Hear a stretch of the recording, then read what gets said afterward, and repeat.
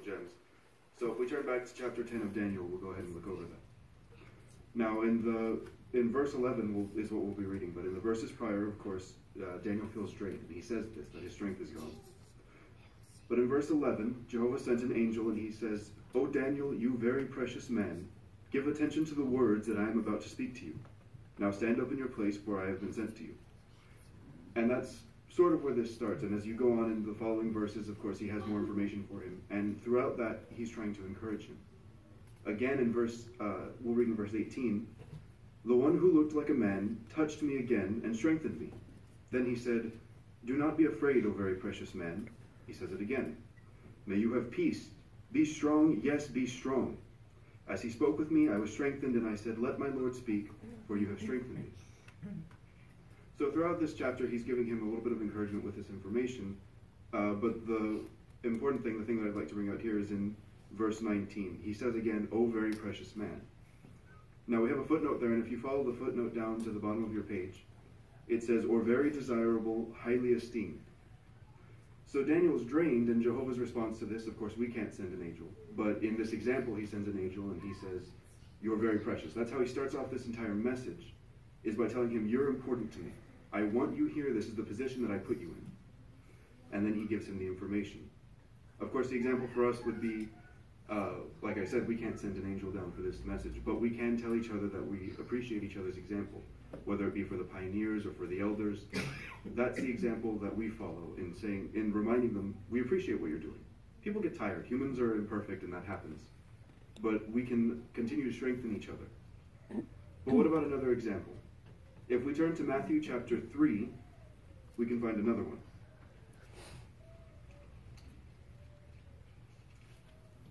Matthew chapter 3 and verse 17. It says, "Look, also a voice from the heavens said, 'This is my son, the beloved whom I have approved.'" So Jesus has just been baptized, and of course, again, in the prior verse, it says that the heavens opened up and his Holy Spirit came down like a dove. But what does Jehovah show here in this verse? He commends his son, and he shows approval for his son. The thing that his son has done, the action that he's taken. He tells him that he loves him, he calls him the beloved, and he says that I've approved him. So the example for us is that this particularly seems like it applies to parents, right?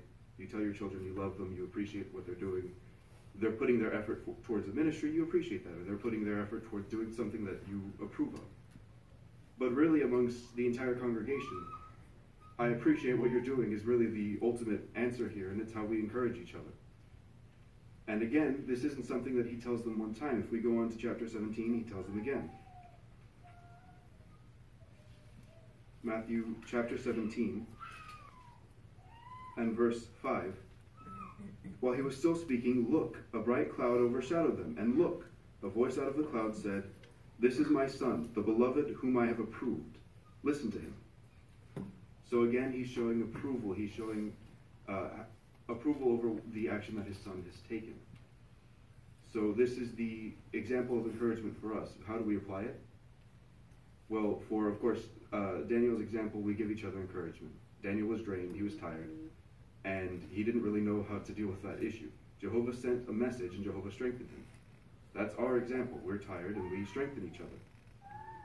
And then, of course, in the example of Jesus, like parents, each of us have the ability to follow that example, or as parents, excuse me.